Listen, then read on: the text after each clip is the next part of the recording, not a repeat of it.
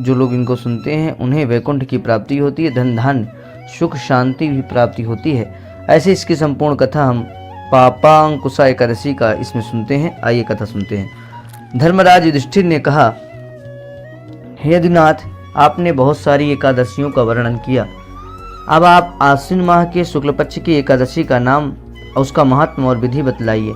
इस एकादशी उपवास को करने से कौन कौन से फल मिलते हैं, यह सब कृपा पूर्वक कहिए। देवकी नंदन बोले, हे राजन, इस अश्विन माह की शुक्ल पक्ष की एकादशी को पाशांकुशा एकादशी कहते हैं, जिसको पापांकुशा एकादशी भी कहते हैं। इसके उपवास से समस्त पाप जल कर राख हो जाते हैं और अनंत पुण्य फल की प्राप्ति होती है।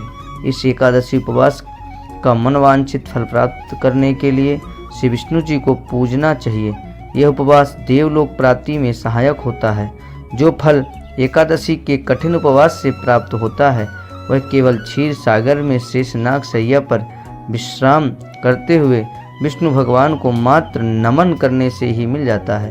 इससे प्राणी को यम दुख भी नहीं मिलते हैं। जो शिव भक्त विष्णु भगवान की अथवा विष्णु भक्त शिव जी की बुराई करते हैं वे सब नरकगामी होते हैं। 1000 अश्वमेध यज्ञ और 100 राजसूय यज्ञ दोनों का पुण्य फल इस एकादशी के केवल 16 भाग के बराबर होता है। अर्थात समस्त विश्व में इस एकादशी उपवास के सामने अन्य कोई और तप या उपवास नहीं है, तथा यह एक सर्वोत्तम पवित्र तिथि भी है। जो प्राणी एकादशी उपवास नहीं करते वे सदैव दुखी और पापों से घिरे रहते हैं। केवल इसी एकादशी का उपवास करने वाला यम दर्शन से मुक्त हो जाता है तथा यमलोक नहीं जाता।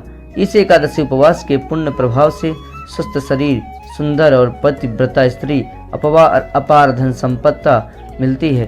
अंत में देवलोक की प्राप्त होती है। इस एकादशी उपवास के साथ रात्रि जागरण करने वाले को देवलोक की प्राप्ति में किसी भी प्रकार की बाधा नहीं होती है। इस एकादशी के उपवासकर्ता के मातृपक्ष और पितृपक्ष के 10 पुरुष तथा स्त्री पक्ष के भी 10 पुरुष विष्णु रूप में तथा सुंदर वस्त्राभूषणों से सुसज्जित हो विष्णु धाम जाते हैं। अश्विन माह में शुक्ल पक्ष की पाशांकुशा एकादशी उपवास के नियम विधि अनुसार करने वाला अंत में हरिलोक प्राप्त करते हैं।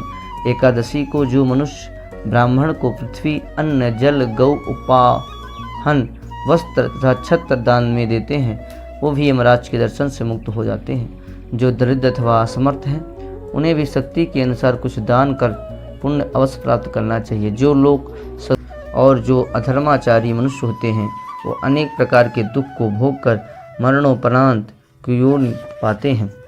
इस तरह करके ये हमने आपको पापांकुशा एकादशी की व्रत की कथा सुनाई। बोलो कृष्णचंद्र